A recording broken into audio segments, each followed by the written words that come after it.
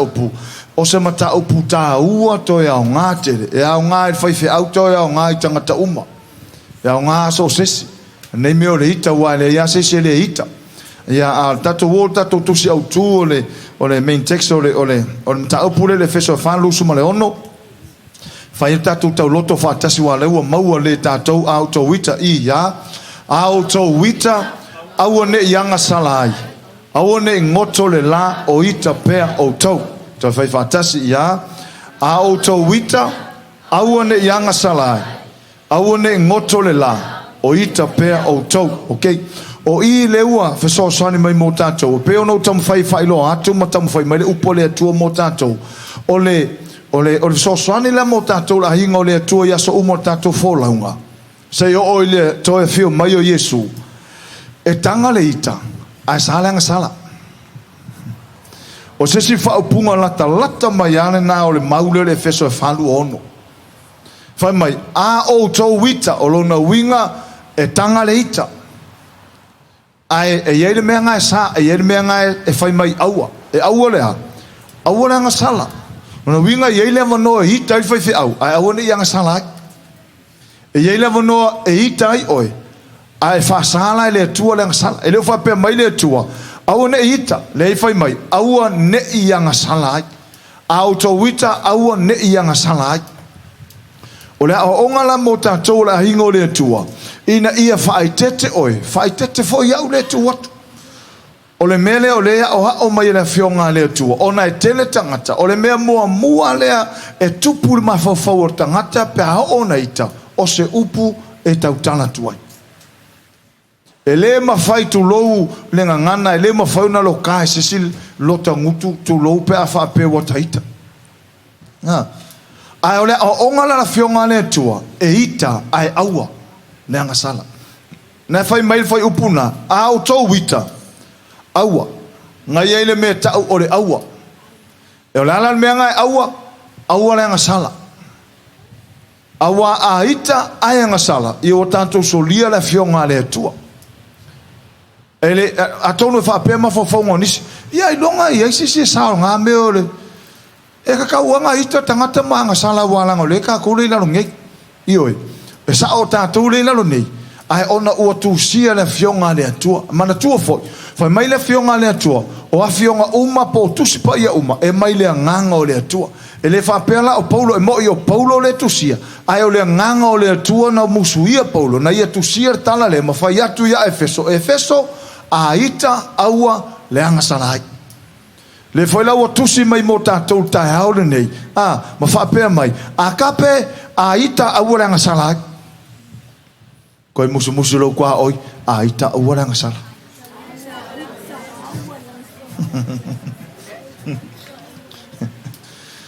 Awai o le te lea I o nei assignment. Kua e whai ngoa ea uia le sika mai assignment ngei. O ngau le anma fuanga leina te le. Ona foi e le se le ita. E ita uma tangata. Ai Paula le meo le tuli mai le atua. Aua ne ia ngasala. A fai e te ita tae au pe te ita nā nei. Ai te lea ngasala o ka vi ia le atua ngai wa e mawhaia. O le sila mea o fesiri. Wha maka kau ke mawhaia nga whaine mea lea. Wha maka kau ke mawhaia. Wha maka kau ke mawhaia le mea le o le ita aua le ngasala. Iau te leilo ia oipura sautari a ia te auai e kau ke mawhaia. Ai sea. Lango le ia tātou le atua e so swani a tātou. Kau ke le mawhaia pe a whai e whalango lango a ura o malos. Ai o te mawhaia ona o le atua. Say amen? Say amen? Whavasenga ane ai oe po le haso uia si le fia iai. Ai ona o le tusipa ia lai whai mai. Aua langa sala. A whai la u whai mai tusipa ia aua langa sala. E lono winga. Aua langa sala. E tanga le ita ai aua ane ianga sala. Awa tele o vai isi ita I aso ia o tala I titi o tupu ai tono lotanu e ei unga li ita te lata e mota vai ai a o ngenga hita te malope hita tina o tangata pito silia intinga ina o whanau awa a ka ika lisi ka ngaka roka ainga e ke o kalave e fuonga I ka maiki ale asela ko me o fia mai lea ko inga hikanga ita aua leanga salai Hallelujah. O le oso fia mereka mai kiki folele. Hello mam, ai ke le lave o le po sa kui o a fe ngai ka mai o mer komiki. Ngai ka mai me fai ngu. Ai sa o ka lave ka mai kiki o le oso fia ku. Hi mam. Ya ai ka o lo man me ngu. Ai sa. O le wai ku sa o I le wa mo le ika ai ngai ka mai o me fai komiki. Ia por coming off ia ko inga la fai inga so ke o sa I o mai le fale. O si foi ika e amortina marfana. Mea kongunga le fai melango o le atua e atamai.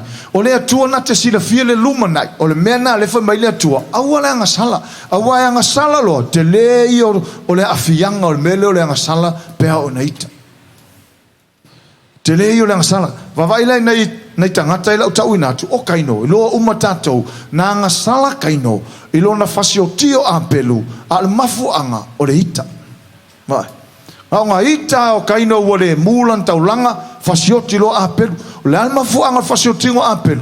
O le ita. Le ita o le mu taulanga. Telefoi o istangata o mai le aso nei. O istangata vai kolo manguia loto isi. O manuia nganga o isi. O manuia lo fale nganga o isi. Ke ale o ikai fu. Aele aluia anga pongima. Makakalo mako kuli. Hallelujah. Ai vai kolo manguia sape e wa overfulfia kua la ko. Overfulfia kua. Engaka a fainga ita kaino ina ua manuia apelo. O le ata fo ile o le tupu la ukesha. Ai fa fetai le tua wa mai mole a ingo le tua ya tato. E mo ke ngoa le ise me fa pe ko a manguia le se wa ka ngofa pe. Praise the Lord. Ska rimanga vi ia le tua. Dalo foi lo tua mai fa ia vi ia le li. Wa iska ka vai kolo mangui angele wa ye fa linga va pe ka fao ali lo wa ika wa langa fo nga kele los fa linga ale wa fai fo isi si mele le wa ngai lo fa linga o le mela le tupu ai ma fu mai na nga sala mui ai fu le ai ma fu wa ika o le va is fa linga wa vai ko mangui le va ko mangui va pe ke va ko pe fia poko le kikire. Ale ai o sai ona ua manuia o fa manuia ile tua mafua mai fea ko anga I kuri vai ana na pongi to anga upo le tua fa manuia mai loa ia o lo ke me manguia ai kai fu le sile ka fa penale o langa o kaino le ia vai o Absaloma na ia fia fasioti lo na uso amanono mafua manita ala le umina ita Absaloma e lua kausanga fafonga mai e lua tausanga o ita Absaloma. Vai la anga sala le yai, anga sala mo Absaloma le loto fa mangalo, unforgiveness. Le mafai o na ia fa mangalo amanono. Ke ofo se ko inga ika ngoko le la oso i kukongo le lua kausanga. O la ai fa yarangi me o le ika. Hita ta milo hita le fa mangalo, hita fau. Awanga fau Absaloma se me hoti amanono e mafua mai fea ia faufaunga ona ole ita. Te lo tele uistanga tala ita la ata mai fa pe ala aka le lo le so se me a fa ingai oi. Kelenga o ika le ia. Ika aka fo mantua fo le o manga le no wale kam fa ka ko samurai ngai le le e kau ku fa kasia la onga nei. Mantua fo I tolu to inga ita le tono to spaia. Mua olea. Passive aggression, lua ole open aggression, kolu ole ola tamaiti aonga. Assertive aggression ole to inga item fan control ka ika. Ole open aggression ole ika le makafia. Ole ika wakakala aku le ika kwa ngei le kwa marngei kara kele ele popole po ele yokafa. Ele pole ale area lea, ele pole po ele kumu. Warwakua ya Amerika. Open aggression. Ole passive aggression, ole pretend. E kamo fai fa foringa la okay me uma alaika.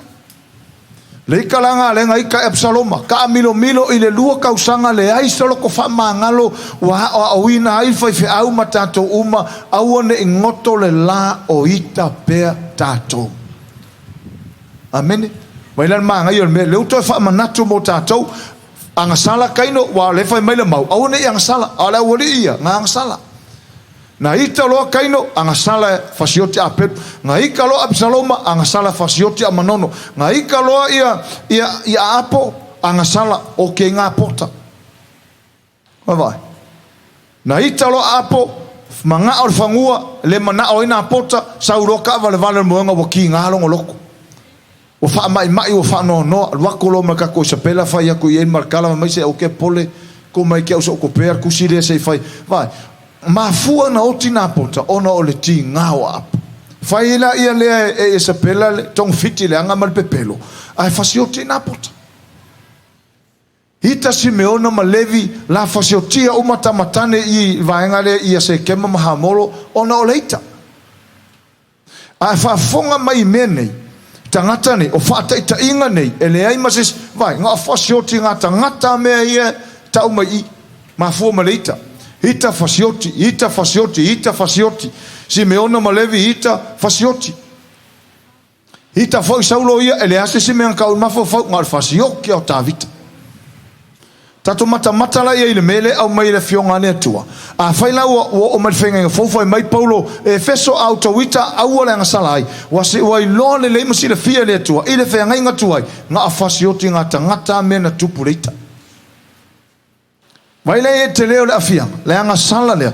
Ita fo Saulo ia fasioki. Paulo me ma fo Saulo. Paulo me umari mele. Fasioti lo Tavita. Whakanga acta fore lo lailelei. Ma fia. Ia ala uma fofau. Ole a velo ngei Tavita ia pipi ma le wolo na fale. Ai ma fua mai fia. Ma fua tinga. A fe me ngai ka mai ai. Ngai ka mai o re tau a fole. Sa kang fa pes ko ingo Saulo. Tavita ia poko maringu. Tavita fa ftai wa fa ina tato malo. Tavita ia vi ia le tua vi ia Jehova au wa fa ina tato tunu. Ia al mele tupu. E sausko inga whanongu e pesa lo makua. Wa fase Tavita le te furu afe. A fase e Saulo le afe. Fase Tavita se furu afe. A fase Saulo le afe. Whanongu kunga Saulo. A peia e le manga. Kama i mele le fuko asau ngei a le la ave uma ia le malo. Fai mai lo mrongo mafofo, fasioti vavai. O mafofo ngo ka ngaka ngi. A on feito. Nga al fasiotia. Melang Saulo Yesu ia fenga ngo fofo mai. A auto wita ia o le fasiota ngatana. O ita la uri ia fenga ntuai e fai mfatino fato angasala. A ole ika ngasau Yesu fenga ngo fo. A ika lo elisi uso. Fasiota ngatanga kusa malmea fai e kaino kusa malmea fai e Simeona kusa malmea fai Absaloma kusa leleia. O ita la uria pa ilima fasioti. O le ita teime o whenga inga fau. O le ita teime a ita ai. O fasiota ngatana. Mailei, lona wing. O le ki o a fai maile atua. A ita aura ang sala. E le taula no ta ita fu le si uso. Ngoto le la. Ko e oso le la. La eka keika. Fiang ika. Fape nga oye. Hallelujah. Mele vi ia le atua a. Faftai, fai lo uso faftai o leva o kareko ika fapela.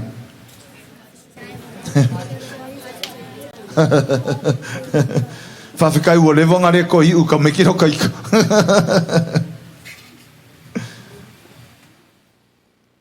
E se le leanga. E akta mai le atua. E a lofa foi le atua i a tātou. E le manao le atua kau ke safa o le mele anang fai mai. Aua leanga sala pe a ita. E ita aua leanga sala. Le lau tatu wa ai ngai tangata ia kaino Absaloma a apo ia o tena pota Simeona ma Levi Saulo Reupena ma Auso kako maka ia Saulo makua wa vai mena fai Saulo o lona ita tele a Tavita wa vai nga alu asue o le mea ma fau o le mea o ke mau ai fasio ke lo nga ia alu akusua a sauka avika mau ana mo se vai le leanga ke lo mo reika kamu reika fa moi vai er ngi kamai kiki nga o le fa he ai le malo Israel ma he to i lalo Israel ya le wa halu a kudi halu a tu fa penga foi na rio le pena ma oso nga feita foi la wole ia sao Joseph le kai fai mai fai la omit feika la wole ia sao Joseph le kai mi fai mai nga fai la omit ya ika la wole ia la kula Joseph le sia so e leo e asi on oso ai fai mai mala uria ma wasa ola ka kam fai miki o le aso ngi la welo ngai unga vai o fe e tu punga mai fau unga ia ma fu mai reika hika wala ko le loa ma se faaringa ai mai kiki le faaringa e fa pe na le me o le tupu haleluya e tatau na fai tete yai tatou o le ainga o le atu o nge mai mau se kaimi kau ke fei kai fu istangata amen awane mai mau se taimi e tau te fita fu is e lusi a kor kakoa lusi ka ko oli e lusi ka ko kaimi haleluya e mai mau ka ko kula ka ke kai fu ko ai pe tio male atua au ka ke fia ka ke au ka ke fei ka fu ya au ist ngata fa pena e au ko hika ya haleluya a ko fo is au o isi ka ngaka fa ku puika ke o ka mai e lua kule malea kala ya kupurik ala kule malea kala kupurik o a ko nga kala ese ma ko nga fai upu ese o ku maka nga fai ai se o le mai mongo fu ka o kai awa kasile me fa kupuika ala ku ka mai kiki wa manga ia kala ia ngo kai le ai le lo wa ka se mai le upu monia le atua o ai alua ko markala fai ai se makwa negative kele ngangu yai se makwa negative kele au sentence nga ke sama o fai upu positive nga passive voice menga negative voice menga ke sama o vai si me ona malevi fia fasioki fai mai la tartus pai o ako e lola ia leo la woria alaku alau ka purpure fasioki o le kala mua mua fasioki a sa lolo pena foi mai aua a elise pu la foia na uma le fai o le sala le o fau fia fasiot ala o ele le lua kongi ai a ko o fai le sia sala ke le lava o le pepelo ko inga o ka ngo fi fasile mangu fufu ele o foi ao vai le pepelo ke le au tato lo pepelo fai mai tala a Yesu o le tama o le pepelo saka ala o la o le ia fasile manu fufu ai o fai ko inga ke o fo le mafai nga fai ao le us o vai o fure lo boteli pe o aina se manu fi ai le no le ai vai kasi le anga sala la meu ma for pepelo ai ma fu mai le ika i miti na fire kama kikire haleluya vai la ina loto fa mangalo nanga wa kwa felo ai ko pito mai Josefa awone o to manatu no to fa tawina mai au nei o le atua na ya o mai au nei e mo fa o tanga te vai le esele manga i o le ko inga le kaimi o le ika ai felo ai ese tala esa e fai ma nei ai o se a inga fa pena pe for felo inga e sa mai a kopo sola e a kopo pala ai o sola le fefe fasiotio e sa ar kaimi felo ai fa mai e a kopo e sa wo vai ku fonga pe vai fonga yova ke lo morta ngata te ele ita to loto fa mangal e se man au le se ki sila i makar ka ngai fa ye e se lo au le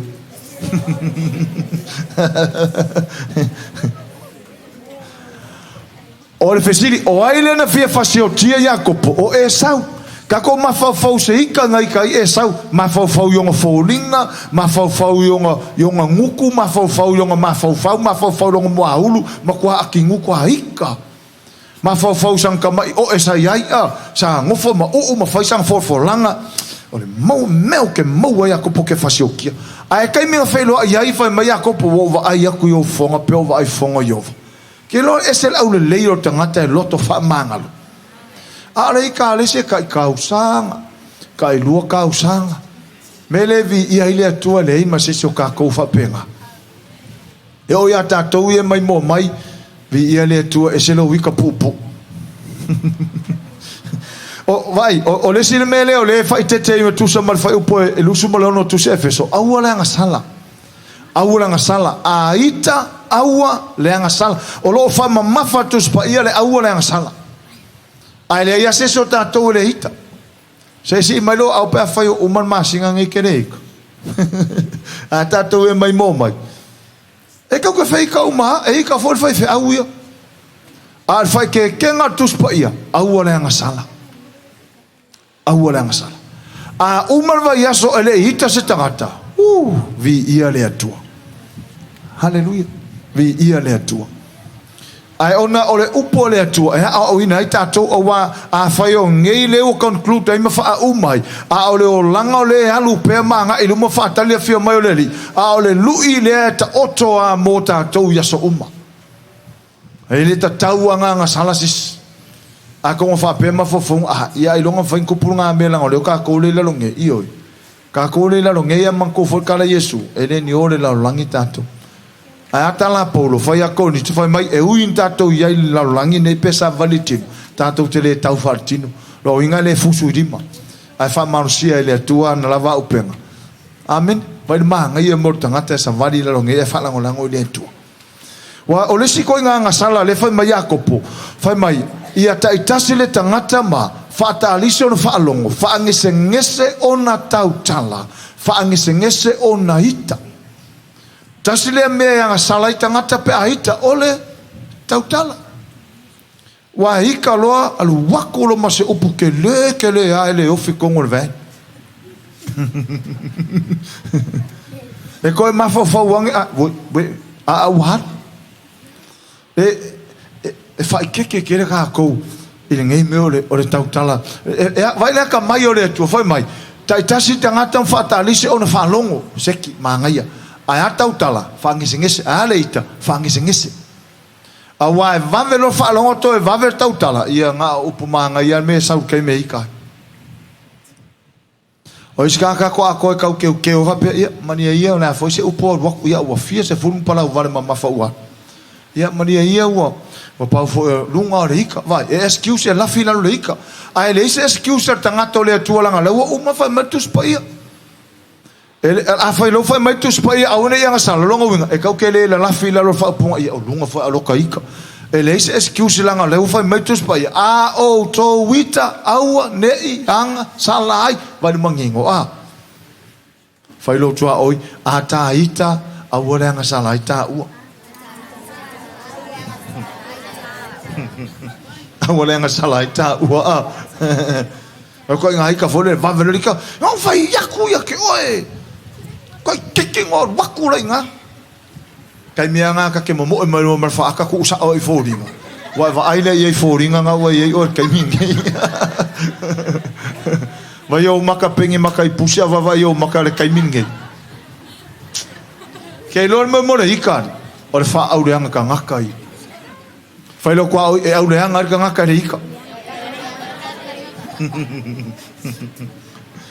o le si mele tatu wa o ina makama ina o le mele o le ita vave le o mele feso e falu ono a ita aura nga salai vai mai kau mai ngai fa ka inga ia o kaino nga sala o le ika o apisaloma nga sala o le ita io o a apona nga sala o le ita o simeona ma levi nga sala o le ita ia o saulo foi nga sala o le ita le upena ma au so fa na ia kopo nga sala foi o le ika kako mai lola ila lol mele ka o le vave o le ika ita vave le tato fai ta wina fai mai le fai la unga mata po fai la unga fitu fai po iva fai mai awa ne I faata alise ona ita o lo loto awa e tu mau le ita I loto e vale lea ke lor me e fa no lava fa sisilato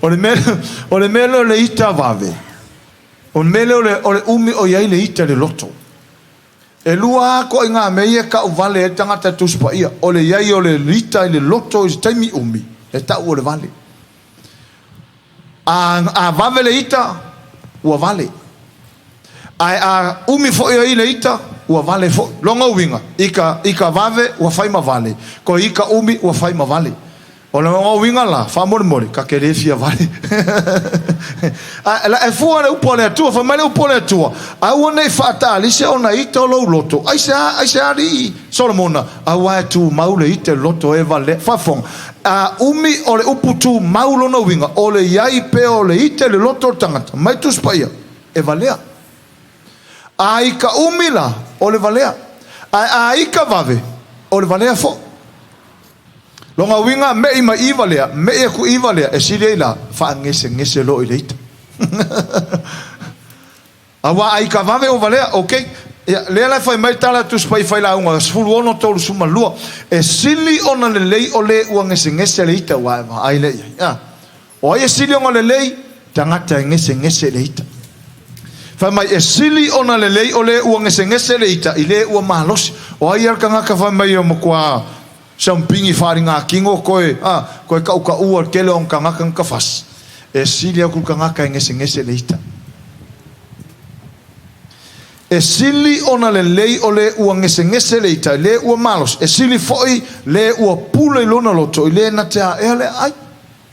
O feo mea ia pesti lumo le atua. O le ngese le ita. Ma le pule le loto.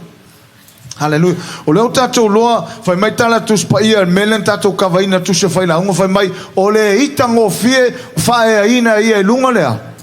Le valea. Longa winga aika ngofie ua valea ai o mi foi nga ika ua valea. E ka ur kus pa ia o le vale. O le vale la le tala no tus pa ia o le tangata ita vave ma le tangata umina ita. Ita vave vale ita umi vale si leila ngese lo i leita. Leila ngol kara kuspa ia ke o fa pe ai se me fa popo fa fa nei or kara kuspa ia. E silio na le leo le o ngese leita fa mai a kopo ia ta itasi tangata vavel fa longo ai ia nese ile ita. A fa yo ore ika vave ngei wa kauanga fa muka ngei fa uma ngei ka ko muka upure ma uma ko maroka ika vave. Talo foi lo tchau vai e o mangueia ka e o mangueia ele coi kupu. Aleluia. O ame ka ore ika vave. O me ka ore ika vave e o se me foi fa ka vai ka ia. La ver vai ku se ika. O le la ver kingiri mai ika. Os ka mai kala fa pele se ponga ika. Le fa longo tanga fa me kwa le ka usuar ka kala. Awa foi kinga skala foi le fa mali ika ia. Ki ngā se kala ele mo i fole aika ia. E sire ngā ua fai se kala. Awa e renga ngana wha akupulanga o so ngiven wai pango firwa. O le pango firwa o le ika ngō fie. A le uka kou lofa mai ia. O le tuspa ia lai fetalai. O le ita ngō fie o le vale. O le tangata ita ngō fie mua e wha ea i lunga ia le valea. Lua e wha atupu ia misa. Talana tuspa ia. So tangata ita ngō fie e whakupu misa. Ki ngā se mea leo ngā kupo se misa, ia a ika ma kupo i misa o ngā o le ika ngō fie. Aleluia. Barke leo le lui le mo tato. Ia kopo ta mua fai po suma le iwa. Haleluia. O le a onga le, a whai taula le, whatau te lusu fitu. Tanga su e lau tusi whamon mo le whatau te lusu mal fitu. E se le maa li o le atua maanga mea.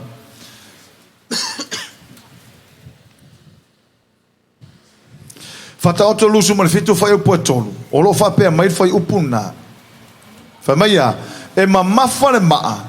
E mamafa foi le one. A o le ita o le vale. E silo na mamafa le ia me lua.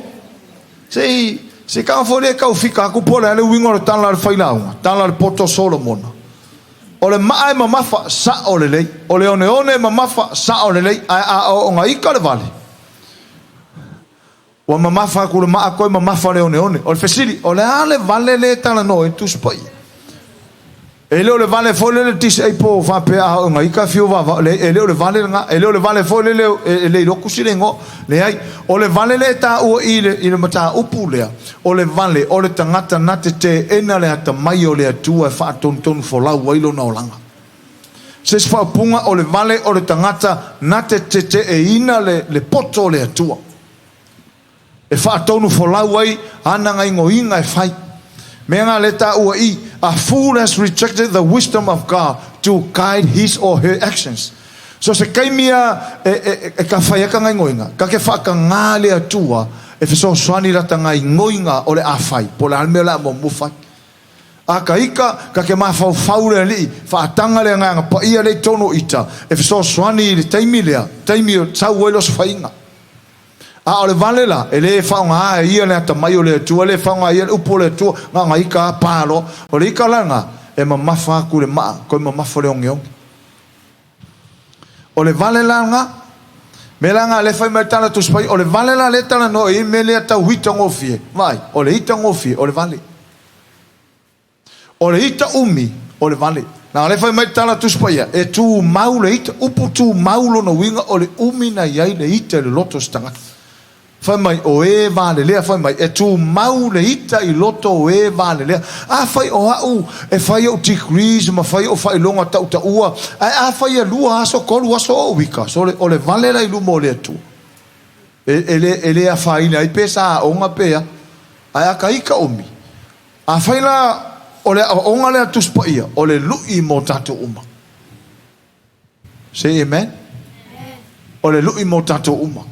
O le lui mo oe, o le lui mo fai au. Langa o le tau te ola ma soifua la langi nei e mau ai le me le ta o leita. E le mau o ista ngata mai mau peanga isa mo kufua e umalonga kakfalo inga kalu kakingo fongo foi ia wange koika.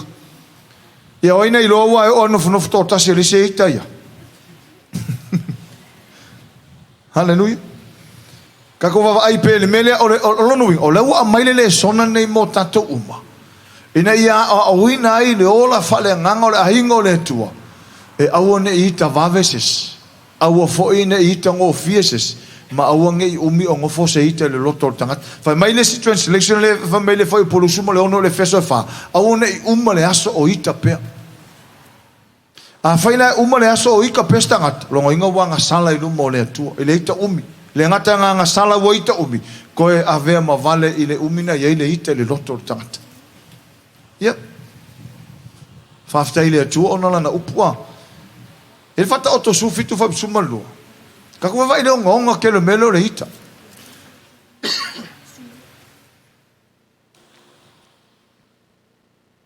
fai mai fai po sumalua fata oto sufitu fai mai ia fetai ai male tangata se urosa ua avea lana tolo ai au fetai ai male vale lona valea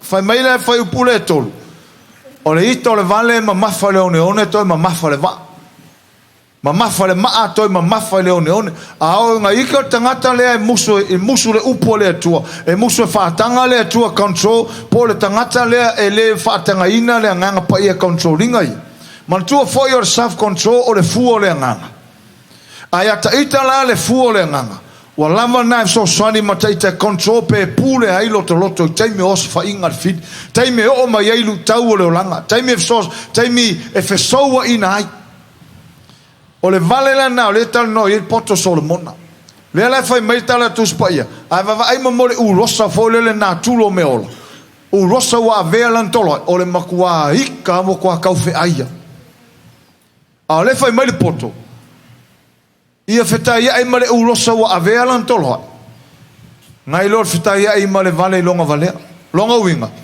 a fai a kaufe ai le u rosa wa avea lan tolo ai o makuasa ili solo makuafe ai le u rosa fo le wa avea lan tolo e silia ko ia le fe ai o le vale pe o ngai e silia ko le makau ki o le vale fai mai le mau ia fetai ai male u rosa wa avea lan tolo Mama ma umata tu na tulo meola. Aka ko ia faila pua avole le tulo le ngana kai mea pu el kamai sai stu vole le la kalu pe failonga pola pe ave e fa vai ka ke vai kwa le va vela kalu kuri kai kala maku. Wa foi la usa wa ika wa kau fe ai. E fa pe ngale urosa e ave loto la ile urosa al maku kau fe ai a maku fe ai a folinga urosa. O so e po lo verto la ai fa mai ale poto Solomon. E sile ko ila lo ka fakai ai mare urosa fo le la wa velan kolo ngai lo fakai ai mare vale fo le longa vale ala oi longa winga a ika lo la tangata e umina ita ia wa fa ai ko le urosa wa velan kolo wa vai o al makwa mo akala ko on kafka le mai fe le ika fo le langa le fa pe ai ka kala kulan kolo fa pe ka kala ko ngau lan kolo ia saulu makwa mo fe le ika le mai fe le ika ai kala le vale e fe ai ko e siria ko ai la lo fa mai le mau fa suma lua ia fetai ai male tangata se u rosa wa venan tolo ai au le fetai ai male vale lo na vale ya ka ika ia pe afua ya ka ika fa pe ka ika ska ka ika vave ika ngo fie ika o waka ka wanga ku waka wha maulalo I wha I lalo loto loto. Ia maka sau le mua I lalo. Ia au alawangi ko kupul melea. Au aka ke mawhau kai mika ke ika ia ka ngasalo ka mawhau lo le maulea o sao alale maua kuspai. E siri e whika ia I mare ulosa ua le lolang kola I lo whika ia I mare vale longo valea. Me langa e se la tamai o le atua. E se la tamai o le atua. Le ala ua o mai. Ok, o fo se ka ngaka ai ko ika whapenga. Pea whapea ika mo kwa le fuafualanga ika le aise me ka o se self-control. Ika afe, ako aku ia mea, ka kiki aku ia mea, ka tui aku ia mea, wa le ika le siali. Whakua manga whaile whale. Kwa manga whaile whale. Wa ula sa il whaingor whale. Kwa manga whale. Se ika le siali ngā tui ale wo pufa. Ia e fo le siali ngā ngō makamakai, ika ngō fumatu ia auala, o luwa whale la whaamboi. Se ika kakanga ngō fumatu. Ia ngā tu ia maunu le lima ki oka. Saua ia ir ki oka sau. Ia ngā whaola whale ua maliura. Wawai nene hanga kere me more ika. Le ki ofa mai kuspa ia. Si le whika ia I male ulosa o le ilo. Kola ilo whika ia I makamai. A whaika ke ika whaapea. Waka kauanga ka saulalo malaka. Saulalo male la au mawalunga le ka ke pea. Ai ka sau ka wha maulalo. Aua o le me kupu. E le aise sea whai ngai. Whai mai le polo. Whai mai le si whai a onga polo whesanga. O le tangata e silinga mawhatia pe aita. O ka ika. E le mawhakia I forces. E mawhakia ka ika. Wanga winga a whaika ke alofa ia ka ika. Ia aonge o ka ko hika. Ika anga sala. Si le pea whai ngofa pea. Aonge o ko hika anga sala. A ika awane anga sala. Ika pūlea. Ika I o ka mawhai o ngā. Ika I le ika leo le assertive Christian. Ika ke mawhai o mai o ka kango sort out for lele. Ia ma whaakanga me ka o le fua le nganga o le self-control. Ka ke pūlea ai. Umai whaalea. So longa le leia flow le lei mea uma vai o ka maiki lai le lei. Vai aku le ahinga lai le lei. Vai aku TV na so longa le lei. E le ka e fusi mea. Ele ma kongkong e fuai puki ele o mai fuki poki ele a ko e fusi pungi o war kene nga hoika yenge sa vale ko kiki fuor por ka vale ye riko ya kiki ko lo ya lu aso mai o man ko fol me fo o kiki ai ya le na fa ko pu mai ya wa fula le ikana le ale lu I la o mai la fionga le tu motato a ita aua leanga salai. Whatalo whalau tua oi mai whai a ita aua leanga salai.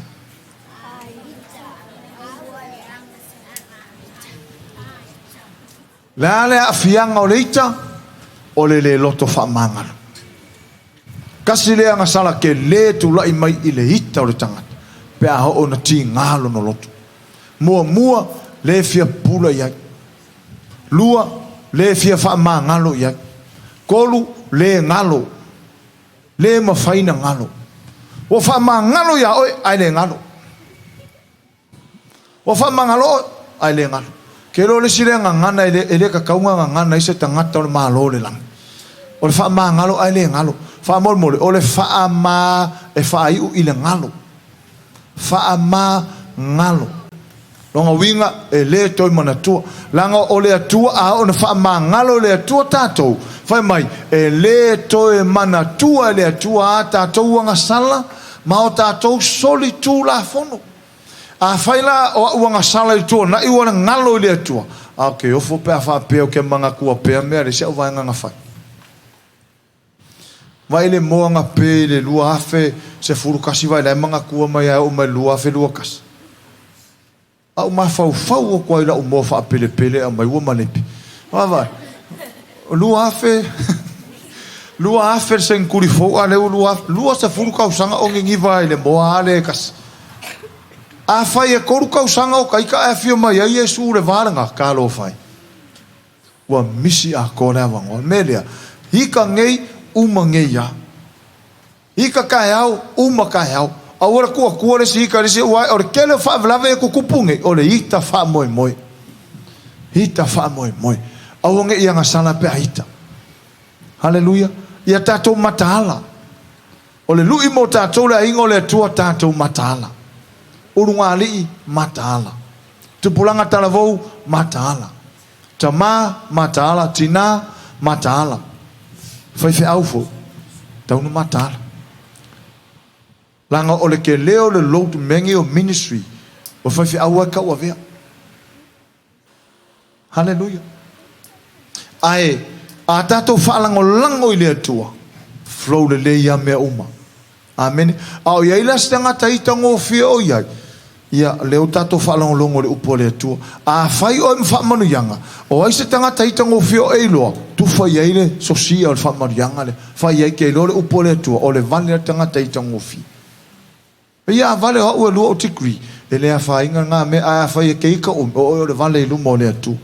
Si le la pea e wha maula loloto au koika langa e whai o ma vale vele ke leo le maf ke le wha murianga whenka ko kufa kuisi ka ngaka haleluya o le foi tiro matanga o le wha fonga le nganga pa ia o sila mai fonga o le tua wa tatou wa o ina mata upu nei ia whai tatou ma wha murianga i istangata au nei tatou wa o ina ia tatou wha fonga iai wa mai wha alinga o le upu o le tua manu iai tatou ai soro moa ka kaure i ka vave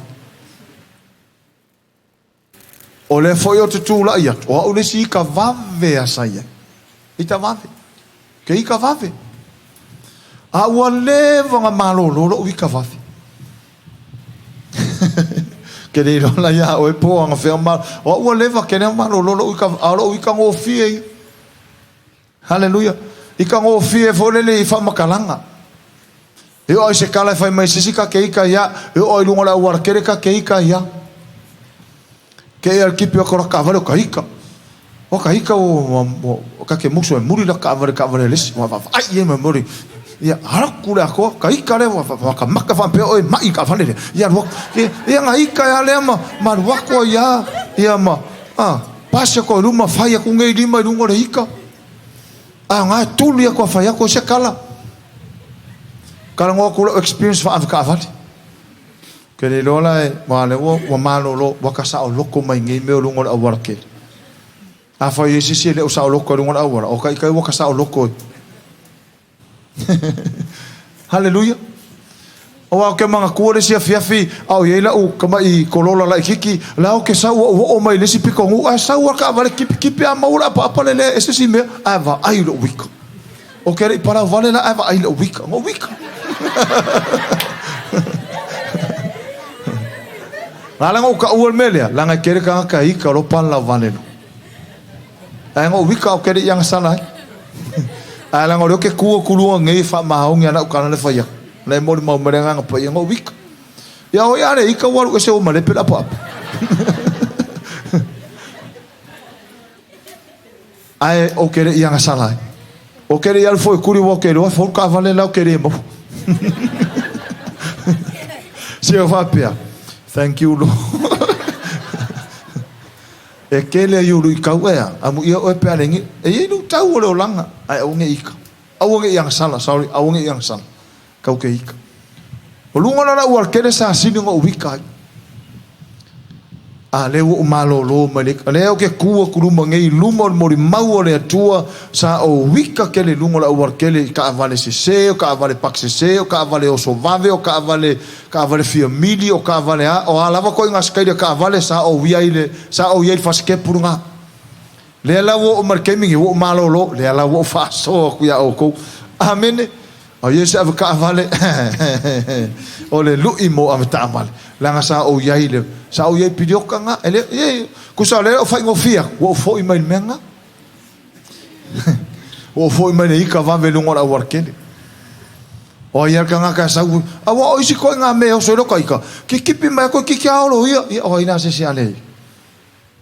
Ia vi ia le tua pawan mea o nge i o kisis. Au iei se ita ngofie, o kufare maka upunge. Wa mai ele nga pa io ke kufa maka upunge. Langa le ua o winaya. Ele mfai langa o kufa kua ele ia o winaya. Le o tala no hatu, fai malui, fai mfamanu yanga, au yese kirsano ita ngofie, ita umi, ita vave, wa ho o le taimi e tau wai on tato wa, o mai ilalo, fa maulalo, ai se fa manuia mai ne atua ya tato. Amen. Wa riskanka o le kasir kia pula fa peo, inko kia pula au oso angel kamar kia pula oso angel kwa au, wa vai koma mangale, wa, ka salala uma ia mam ai onga ore kalor kaimingi ako koi e so solo ko fa pe so ko ngor kwa o wa ova mai wa vai ko ke pula wa ova mai wa alwa ku salala uma ngai ya ke pula kas salala uma ngai mama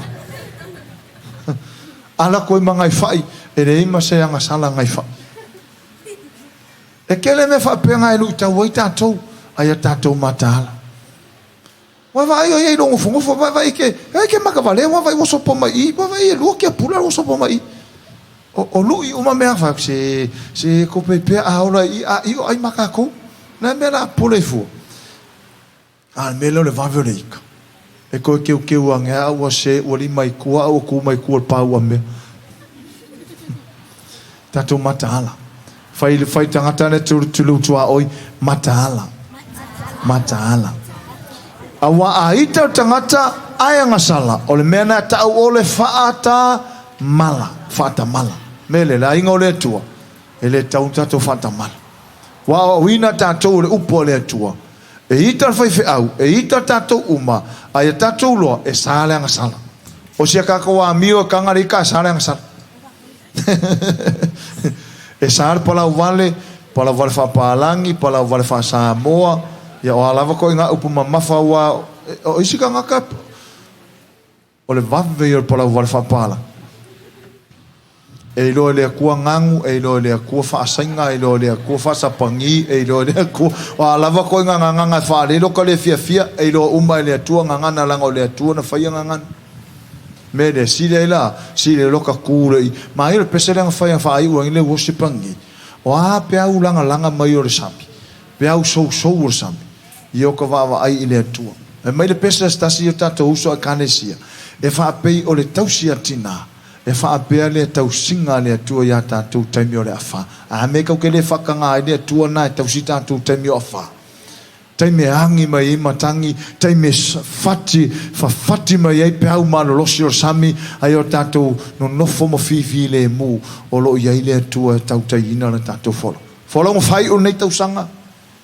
o ani me sa fa le tonu la tau sanga le upu le ita o tatou fai o nei tai fa mo la ingo le tua o ni ia ngasala se si pe aita a fai te ngasala pe o te ngasala a fai anga sala fai fe au pe aita e ke reilo mai ai lo ele atu a fai foi anga sala la usunga ile meolo e ala mai to fai e pe reilo fai fe au o lo sila ele atu ele ma fai ona tato fai me fa pe au ke ikara la ilo mai fe au le ele se me o ile fe au pa o fa ke kenga o a uma tato uma ma le va ma le atu nge me ano tato anga sala va ma le atu pa wanga lango tala tu spa iva mai anga sala le tangata fa masino le tu ai anga sala le tua anga sala lo tangata i le tua o ai se fai mapuru vanga natanga merea tato fai tete le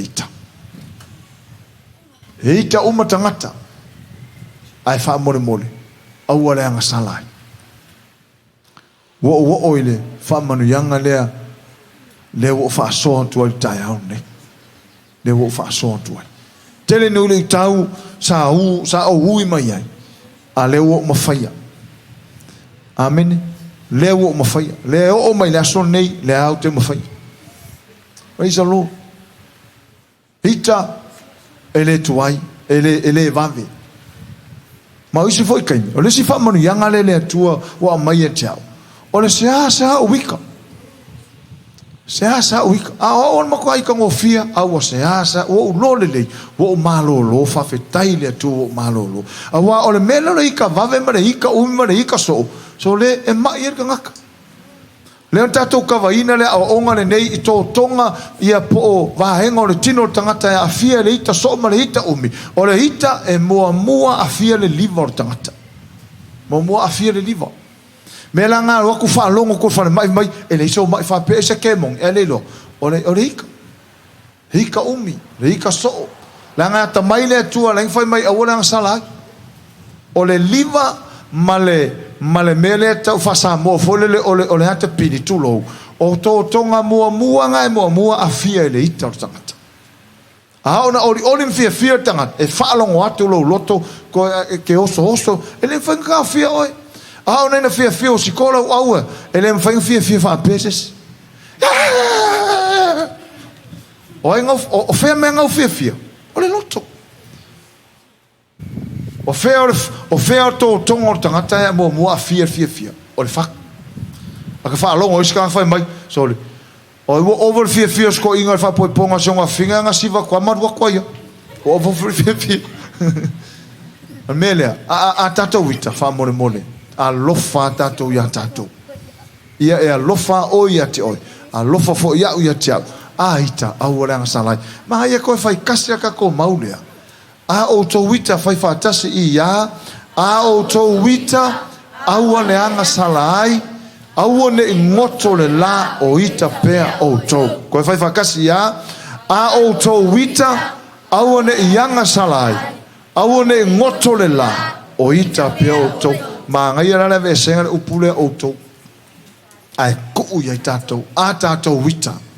Ia a tatou wita au ne ianga salai au ne ngoto le la o ita pe tatou mai ia o le lui le mo tatou ne Yesu fa manu ia tele le tu lo savaring fa i un tau sa e lu tau o le langa haleluya tatou ainga fo mai mo mai lu tau o le langa e lu I o le langa ai foi le ta pasao le fionga le tu so sani mai motato ele tu au no ina ita tu le fionga le tu family le tu tatu ainga family le tu tatu ainga mai mo mai haleluya vala watu tatu tu lai mai mal fa lo mo fa wino tatu wa maftanga nei tai ho fa mole fia fai tatu vala au o le vala au o ai lava se tangata o lea e au nga ye le upo le tu